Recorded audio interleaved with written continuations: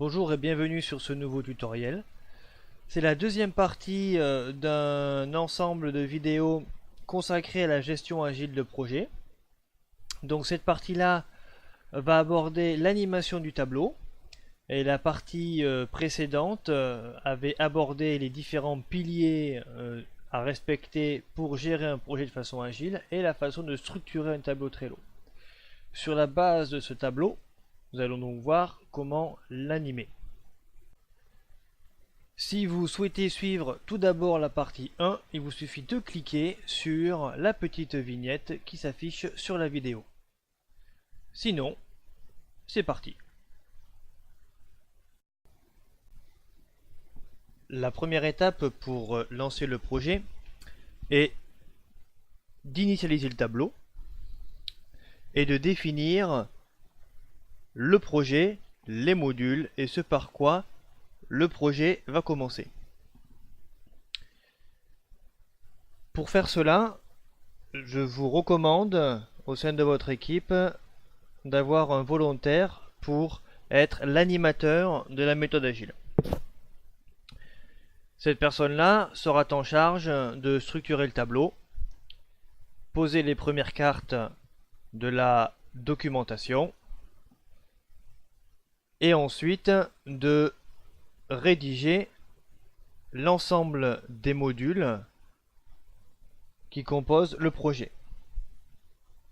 Pour rappel, les modules vous donnent une vision de l'ensemble du projet et qui vont être réalisés au travers d'histoires au fur et à mesure que vous déroulerez des sessions. Cette phase d'initialisation aura donc pour objectif de créer cette liste de documentation, une liste de modules et les premières histoires que l'on pourrait programmer dans une deuxième session, celle qui démarre réellement l'opérationnel du projet.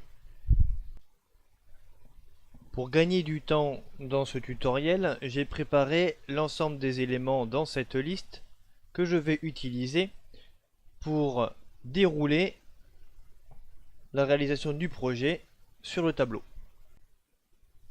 Le tutoriel s'appuie sur un projet simple pour vous permettre de comprendre ce que je vais vous expliquer sur Trello. Le projet, décrit sur cette carte, a pour objectif d'organiser des rencontres à destination de Grenoblois en transition professionnelle et les aider à aller au bout de cette transition. Nous avons vu que l'un des piliers d'une gestion de projet agile est de rythmer le projet par le temps. Pour cela, vous allez définir des jalons. Ces jalons sont listés sur une carte que je viens de déplacer et mise dans la liste documentation. J'ouvre la carte et j'ai créé une checklist avec l'ensemble des jalons. Pour rappel, créer une checklist se fait grâce au bouton qui est ici. On nomme la checklist du nom que l'on veut et on ajoute. À partir de là, je peux rajouter autant d'éléments que je le souhaite. Je peux supprimer la checklist à cet endroit.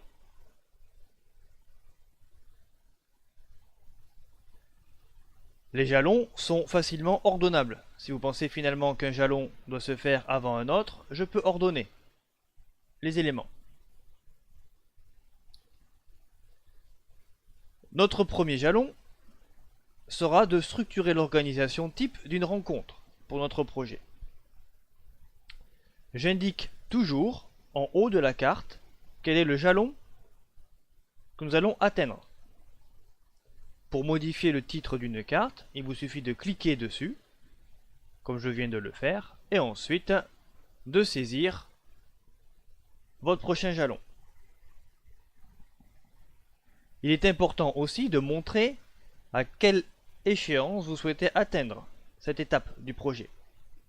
Pour cela, une fonction sur Trello est la date d'échéance, que vous pouvez donc fixer sur cette carte. Vous cliquez sur échéance et sélectionnez une date, par exemple au 20 juillet. Vous enregistrez et la date apparaît ici. Ainsi, toute personne arrivant sur le tableau peut voir quel est le jalon que l'on souhaite atteindre ensemble et à quelle date. Pendant la phase d'initialisation, vous allez dresser un ensemble de modules pour créer une vision exhaustive de votre projet. J'ai préparé 3 modules. La version 1 du format de la rencontre, l'invitation des amis pour tester la première rencontre, et le module qui pourrait clôturer le projet, en tout cas qui est nécessaire pour en faire une bonne clôture, qui est la mesure de la réussite des rencontres. Vous allez décrire le plus possible les modules les plus prioritaires et le moins possible les modules les moins prioritaires. Pourquoi? Parce qu'il est tout à fait possible que, au fur et à mesure que vous allez avancer pendant le projet, les modules changent. Parce que vous remarquez que vous ne pouvez pas vous y prendre comme vous l'avez imaginé au début. C'est le principe de la méthode agile. Donc, on est le plus précis possible avec ce qui arrive le plus rapidement possible d'un point de vue opérationnel dans le projet, et on est le moins précis possible pour ce qui arrivera plus tard. Dans le cas de notre premier module, j'ai donc été précis en listant déjà les différents éléments que je souhaite atteindre pour dire ce module-là est terminé. Pour la version 1 du format de la rencontre, j'ai défini 3 étapes à atteindre, qui est de faire un état de l'art des formats inspirants, faire une fiche type décrivant notre format et tester entre nous le format. Vous pouvez être beaucoup plus précis dans la description de votre module en saisissant une description ici. Il vous est possible de faire une mise en forme de cette description grâce à l'utilisation d'une syntaxe qui s'appelle le Markdown. Le bouton Aide de mise en forme vous permet d'avoir une liste de cette syntaxe pour la mise en forme. Par exemple, si je veux faire un titre de niveau 1, je mets un dièse, titre 1, je rédige un paragraphe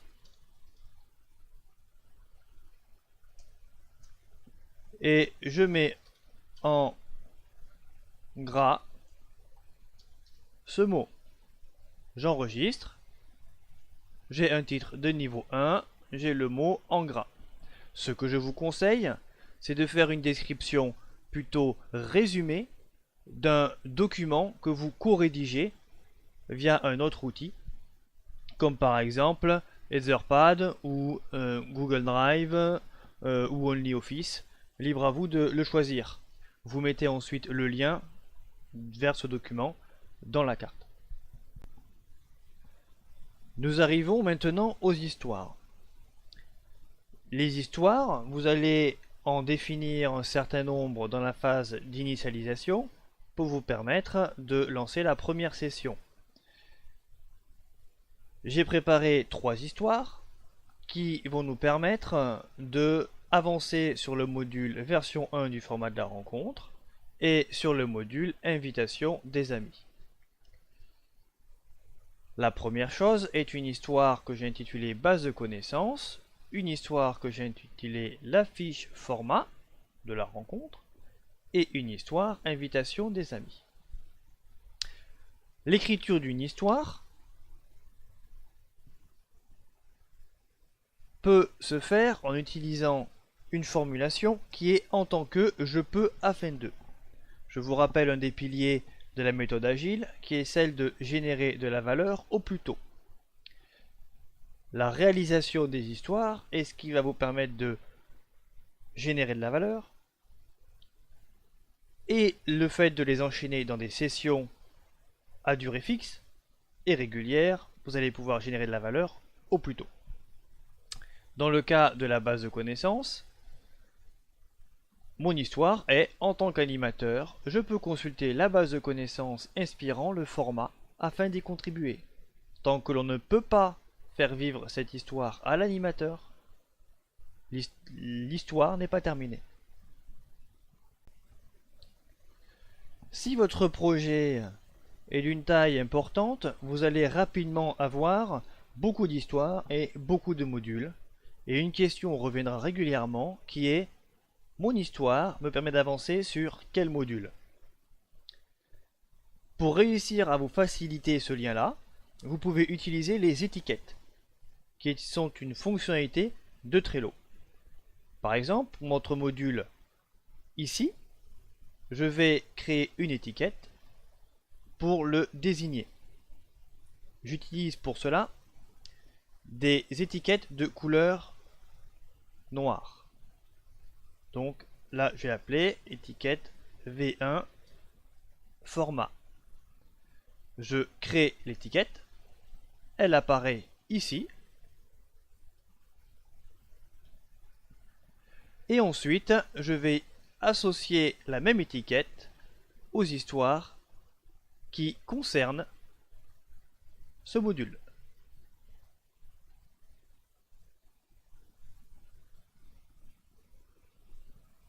Là, ici, je désigne aussi ce module. Une histoire peut tout à fait faire avancer sur deux modules en même temps, et vous pouvez mettre autant d'étiquettes que vous le voulez sur une carte.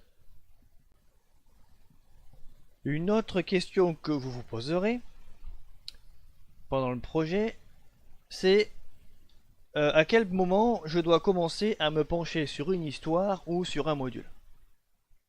Vous pouvez utiliser de façon détournée la fonctionnalité date d'échéance de Trello.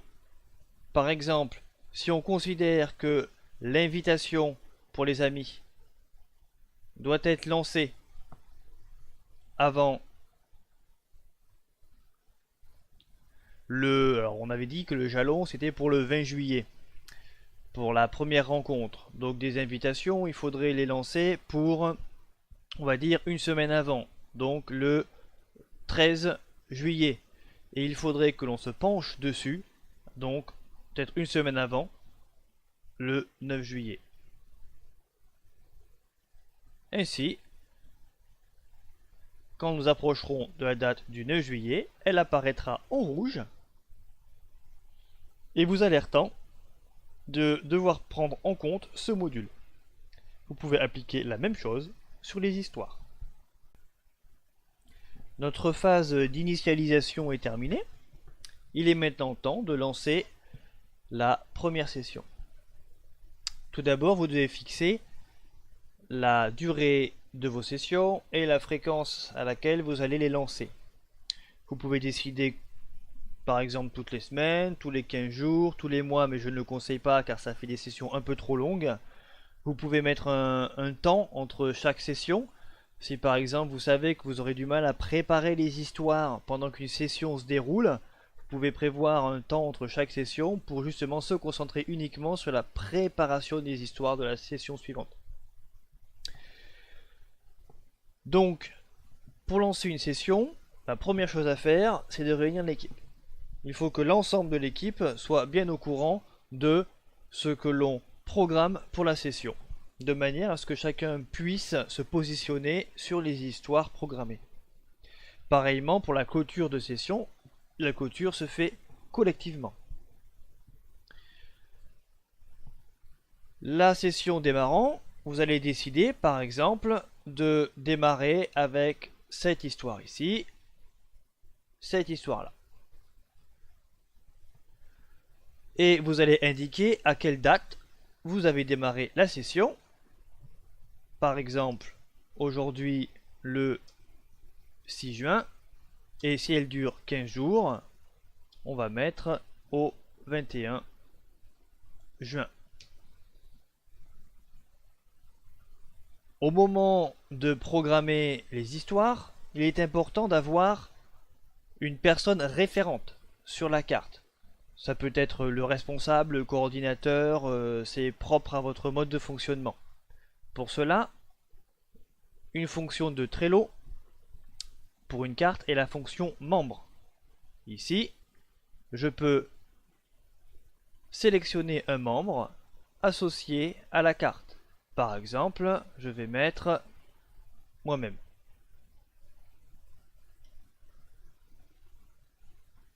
Je vous conseille de ne mettre qu'une seule personne, puis ensuite, si d'autres personnes sont amenées à intervenir sur cette carte-là, de les inviter à suivre la carte via la fonction ici suivre. Alors dans notre cas elle est déjà cochée puisque par défaut comme je suis un membre je suis la carte.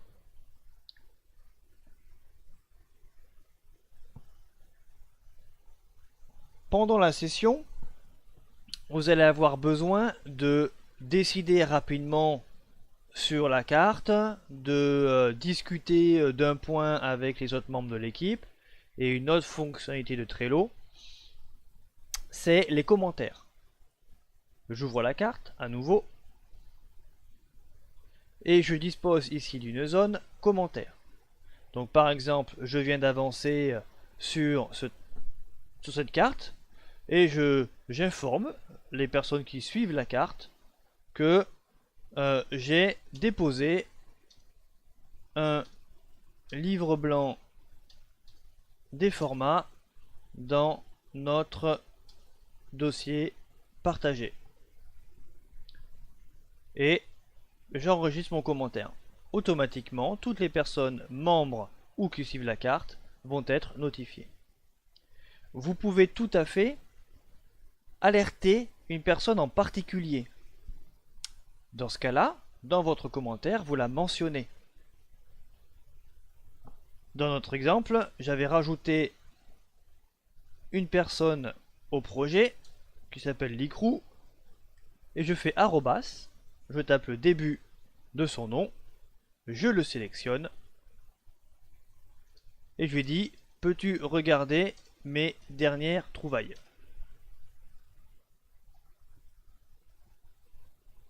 J'enregistre. Licrou, même s'il ne suit pas la carte, il recevra une notification.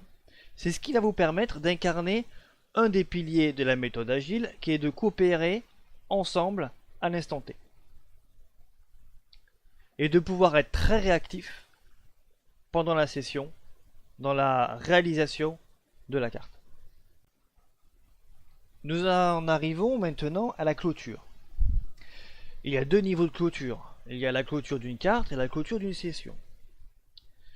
Lorsque un des intervenants sur une carte ou le coordinateur de la carte juge qu'il y a quelque chose à décider sur la carte, comme dire est-ce qu'on a, voilà, on a travaillé, est-ce que vous pensez que c'est bon, ou je ne peux plus avancer, j'ai besoin d'un travail collectif pour aller plus loin, vous pouvez utiliser ce que je vous ai présenté lors du premier tutoriel, qui est l'étiquette décision à prendre. Dans ce cas-là, on voit tout de suite que sur cette carte-là, elle n'avance plus parce qu'il y a une décision à prendre. À la fin de la session, vous allez donc vous réunir collectivement et passer en revue les différentes cartes. D'abord celle où il y a une décision à prendre. Si vous décidez que la carte est terminée, vous avez donc une nouvelle liste à rajouter au tableau, qui est par exemple session clôturée donc le 21 juin. Et vous décidez que cette carte-là, nous l'avons bien terminée. Je vous invite à changer l'étiquette pour mettre terminé à la place de décision à prendre. En faisant cela, vous allez progressivement vous créer un ensemble de listes sur la partie droite du tableau avec un petit peu ce qu'on pourrait appeler votre salle des trophées ou votre tableau d'honneur, puisqu'il n'y aura que des cartes en vert terminées. C'est très comment dire ça, intéressant pour avoir une forme de célébration au sein de l'équipe. La session étant maintenant clôturée, il faut revenir en arrière pour se rendre compte de ce sur quoi nous avons avancé globalement sur le projet. Donc, ayant maintenant terminé cette histoire-là, qui est liée à ce module, est-ce que je n'ai pas une case à cocher pour dire « Ah, c'est bon, j'ai fait mon état de l'art des formats inspirants ». Le module a avancé. Pareillement, si à la fin, grâce à une carte, nous avons réussi à aller au bout d'un jalon, nous allons sur la carte jalon, nous cochons le jalon, et nous changeons donc le titre de la carte pour indiquer le prochain jalon et la prochaine date d'échéance.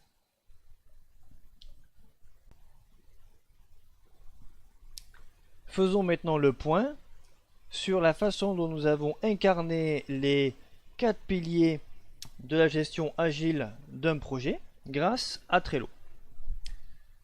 Alors, pour rappel, nos 4 piliers. Premièrement, un projet rythmé par le temps. Nous le voyons ici grâce aux sessions que nous enchaînons, à l'utilisation de la date d'échéance pour rythmer par le temps notre projet. Nous avons aussi fonctionné grâce aux histoires d'une façon à générer de la valeur et du coup au plus tôt. Nous avons aussi pu coopérer ensemble à l'instant T en utilisant des fonctions comme le commentaire, la notification, la fonction membre ou le suivi d'une carte. Ça, c'est au niveau de l'outil. Le coopérer ensemble, c'est aussi être ensemble au début et à la fin d'une session pour lancer et clôturer. Nous avons pu aussi aller rapidement grâce à un enchaînement de sessions courtes et nous avons pu penser large grâce à une vision sous forme de module du projet. Donc ce tutoriel clôture une série sur la gestion agile de projet. Donc je vous invite à vous abonner à la chaîne Trello Tuto pour être au courant des prochains tutoriels, de venir visiter notre site qui référence l'ensemble de nos productions. Et puis vous pourrez aussi, en cliquant sur le petit lien qui apparaît sur la vidéo, vous inscrire sur un petit site pour laisser votre email et être informé des prochaines publications et des prochains lives. Donc je vous dis à bientôt, bon jeu avec Trello, bonne gestion agile de vos projets et à bientôt.